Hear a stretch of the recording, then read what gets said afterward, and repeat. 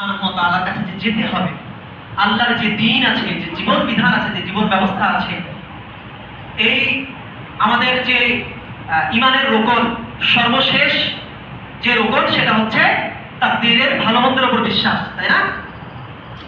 তাকদীরের ভালো মন্দের উপর বিশ্বাস, এটা হচ্ছে 6 নম্বর। 5 নম্বর বিষয়টা কি? ঈমানের যে রোকন আছে সেই রোকনের মধ্যে আমরা সাক্ষ্য দিয়ে আসছি না, আমরা এটা বলি না যে আমানতু বিল্লাহি ওয়া মালাইকাতিহি ওয়া কুতুবিহি ওয়া রাসূলিহি ওয়াল ইয়াউমিল আখির, ওয়াল ইয়াউমিল আখির। তো এই আখিরাতের উপরে যে বিশ্বাস, যে একটু পরেই যখন আমি মারা যাচ্ছি, কবরে গিয়ে আমার সওয়াল জবাব শুরু হচ্ছে, কবরে গিয়ে আমার যদি আমলনামা ভালো হয় তাহলে জান্নাতের একটা পথ আলহামদুলিল্লাহ আমি পেয়ে যাচ্ছি, আর যদি আমার আমলনামা মন্দ হয় তাহলে আমার জন্য এরকম ভাবে শাস্তির একটু পরে আমি সম্মুখীন হচ্ছি। তো এই যে মানে বিশ্বাস, যে আকীদা, যে ধ্যান ধারণা, চিন্তা চেতনা যদি এরকমটা না হয়, যে খাইলাম ঘুরলাম ফিরলাম, জীবনে এটাই, জীবন আর কিছু নাই, যারা কিয়ামত দিবসকে অস্বীকার করবে ওই ব্যক্তিও সেদিন আফসোস করবে, হায় হায় হায় করছিটা কি। যারা হুজুর মোল্লা ছিল, এই মোল্লারাই তো আজকে বিজয়ী হয়েছে। আমরা তো এই মোল্লারাকে দেখতে পারি না, আমরা তো এই মোল্লাদেরকে তুচ্ছ-তাচ্ছিল্য করছি। মোল্লারা যখন গেছে সাইড দিয়ে, পাশে দিয়ে, তখন তাদেরকে কি করছি? বাঁকা চোখে মানে সমালোচনা করছি, বাঁকা চোখে দেখছি। আর এই মোল্লারাই আজকে আবার কি এরকম ভালোভাবে অবস্থান করছে। তো যারা কিয়ামত দিবসকে, যারা পরকাল দিবসকে এভাবে অস্বীকার করবে, ওই সমস্ত ব্যক্তিও জাহান্নামে যাবে। কোন জাহান্নামে? সাকার নামক জাহান্নামে। তো তাহলে কারণ গেল কয়টা জাহান্নামে যাওয়ার কারণ? আমরা কি বলছিলাম? জাহান্নামে যাওয়ার মানে অনেকগুলো কারণের মধ্যে আজকে আমরা 4টা কারণ বললাম। 4টা কারণের মধ্যে একটা কারণ কি বলেন তো? লাম নাকু মিনাল মুসাল্লিন, আমরা মুসাল্লি ছিলাম না। আবার কি ছিলাম না? এবং আমরা মানুষদেরকে খাওয়াই নাই। প্রতিবেশীর যে হক ছিল সে হক আমরা আদায় করি নাই। রাসূলুল্লাহ সাল্লাল্লাহু আলাইহি ওয়াসাল্লাম প্রতিবেশীর হক সম্পর্কে কি বলছেন? মা যালা জিবরিল ইউসিনি বিল জার হাত্তা ওয়ারাতু আন্নাহু সাইওয়ারিথুহু।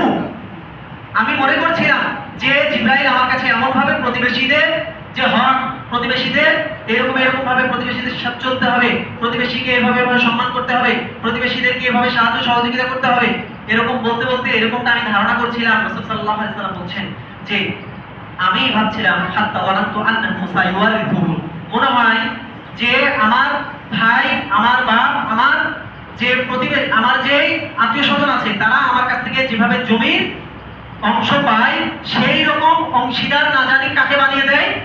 প্রতিবেশীকে। সুবহানাল্লাহ। প্রতিবেশী এইরকম অধিকার আপনার কাছ থেকে পাওয়ার অধিকার রাখে। আপনি প্রতিবেশীর সাথে এরকম আচরণ করবেন যেরকম আচরণ রাসূলুল্লাহ সাল্লাল্লাহু আলাইহি ওয়াসাল্লাম করেছেন। কিরকম আচরণ করেছেন?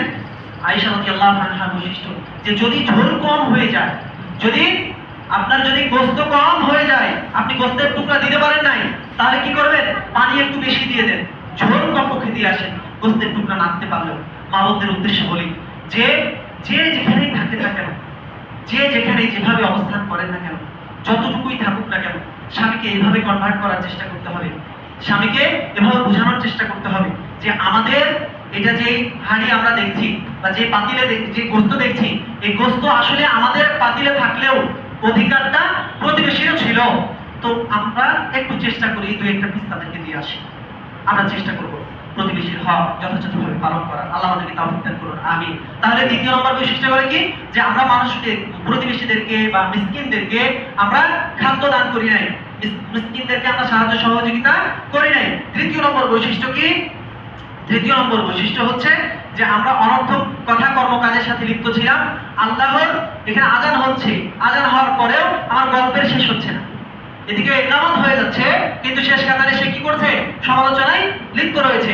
মন্দ কথা কর্মকাজ থেকে যে ব্যক্তি বিরত থাকতে পারবে না, সে ব্যক্তিও সাকার নামক জাহান্নামে প্রবেশ করবে। চতুর্থ নম্বর বিষয় কি?